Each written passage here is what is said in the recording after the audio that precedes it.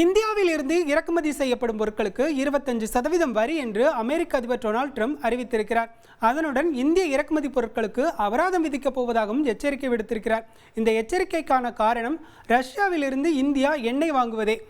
இந்த விவகாரத்தில் பலமுறை இந்தியா தன்னுடைய நிலைப்பாட்டை தெரிவித்துவிட்டது. அதாவது எங்கள் தேச நலனுக்கு எது சாதகமோ அதன்படியே நாங்கள் நடப்போம் என்று மத்திய அரசு தெளிவுபடுத்திவிட்டது. ரஷ்யாவை பொறுத்தவரையில் இந்தியாவிற்கு குறைந்த விலையில் கச்சா எண்ணெய் வழங்குகிறது. இந்தியா ஒரு கச்சா எண்ணெய் இறக்குமதி தேசம். நம் நாட்டிற்கு தேவையான 88% கச்சா எண்ணெயை நாம் வெளிநாடுகளிலிருந்து இறக்குமதி செய்கிறோம். 2024 புள்ளி விவரங்கள் படி இந்தியாவிற்கு நாளொன்றுக்கு தேவையான கச்சா எண்ணெய் என்பது 58 லட்சம் பீப்பாய்களாக இருக்கிறது.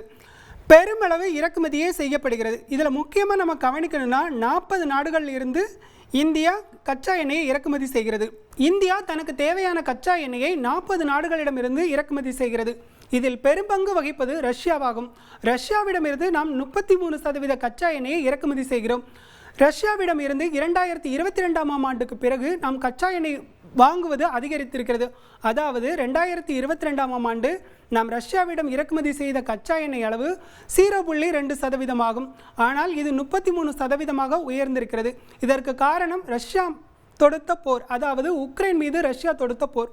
உக்ரைன் மீது ரஷ்யா போர் தொடுக்கவும் ரஷ்யா மீது மேற்கத்திய நாடுகள் பல்வேறு தடைகளை விதித்தன.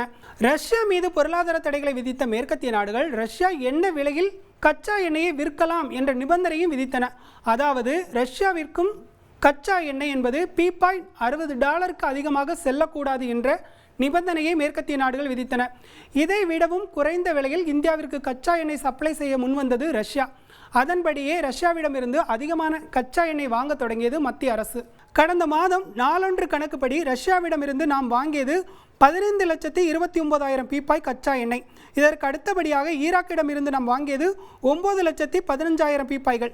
சவுதி அரேபியாவிடமிருந்து நாம் வாங்கியது 6,83,000 பீப்பாய்கள்.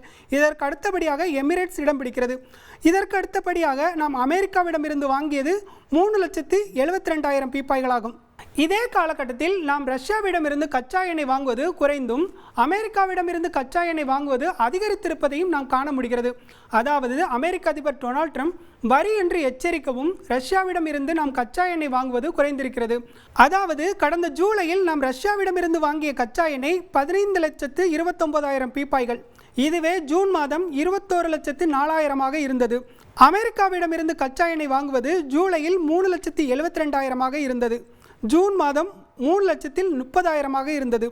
அதாவது ஜூனை விட ஜூலையில் அதிகமான கச்சா எண்ணெயை நாம் அமெரிக்காவிடமிருந்து வாங்கியிருக்கிறோம். இதேபோல் நாம் ஈராக், சவுதி, எமிரேட்ஸிடம் இருந்தும் அதிகமான கச்சா எண்ணெய் நாம் வாங்கியிருக்கிறோம். இருப்பினும் ரஷ்யாவிடமிருந்து நாம் கச்சா எண்ணெய் வாங்குவது அதிகமாகவே இருக்கிறது. இதற்கு கச்சா எண்ணெய் விலை ஒரு முக்கிய காரணமாக இருக்கிறது.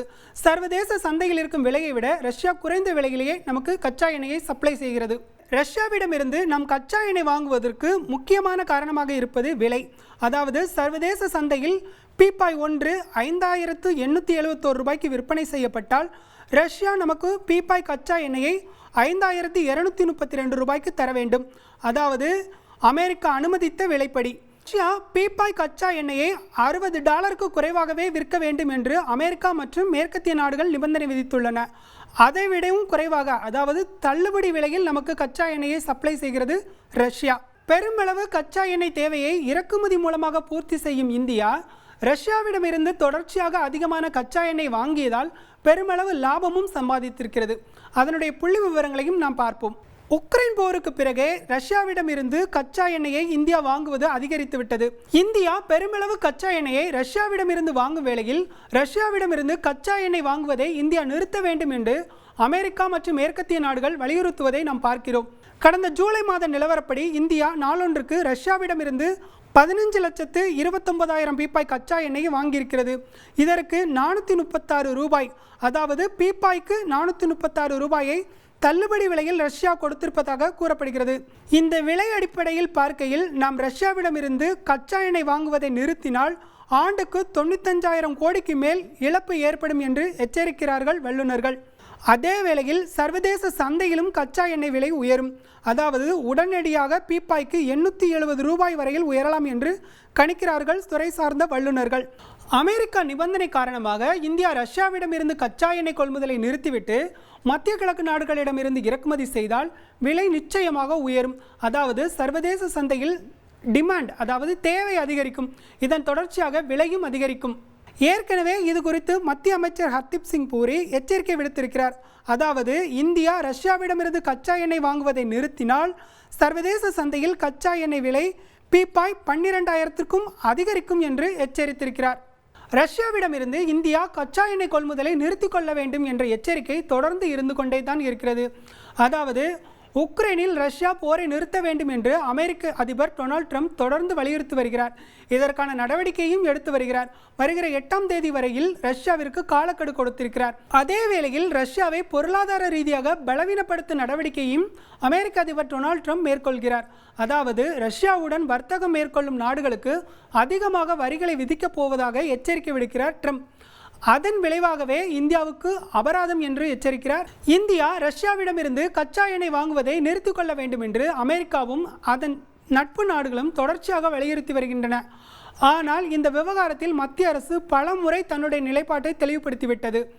ஐரோப்பிய யூனியனும் ரஷ்யாவிடமிருந்து அதிகமாக எரிபொருளை வாங்குகிறது.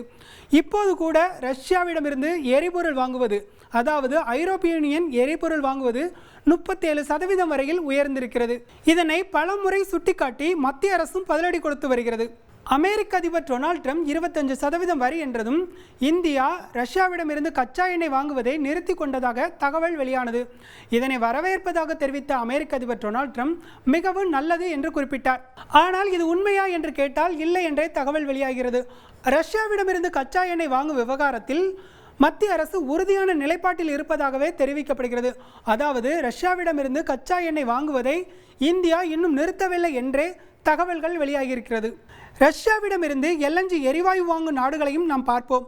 ஐரோப்பிய யூனியன் இதில் முதலிடத்தில் இருக்கிறது. ஐரோப்பிய யூனியன் 51% LNG எரிவாயுவை ரஷ்யாவிடமிருந்தே வாங்கியிருக்கிறது. இதற்கு அடுத்தபடியாக சீனா 21% வாங்கியிருக்கிறது. ஜப்பான் 18% வாங்கியிருக்கிறது. ரஷ்யாவிடம் பைப்லைன் வாயிலாகவும் எரிபொருள் வாங்கும் நாடுகள் இருக்கின்றன. அதிலும் முதலிடம் பிடிப்பது ஐரோப்பிய யூனியன். ஐரோப்பிய யூனியன் 37% வரையில் தனது எரிவாயு தேவையை ரஷ்யாவிடமிருந்து வாங்கியிருக்கிறது. இதற்கு அடுத்தபடியாக சீனா 30% பைப்லைன் எரிவாயுவை வாங்கியிருக்கிறது. துருக்கி 27% வாங்கியிருக்கிறது. ரஷ்யாவிடமிருந்து அதிகமாக எரிவாயு வாங்கும் ஐரோப்பிய யூனியன், ஜப்பான் மற்றும் துருக்கிக்கு அமெரிக்க அதிபர் விதித்திருக்கும் வரி 15%. அதுவே கச்சா எண்ணெய் வாங்கும் இந்தியாவிற்கு விதித்திருப்பது 25%. இதில் குறிப்பிடத்தக்க வகையில் அபராதம் என்றும் மிரட்டுகிறார். டொனால்ட் ட்ரம்பின் இந்த நடவடிக்கை மிகவும் பாரபட்சமானது என்றே விமர்சிக்கப்படுகிறது.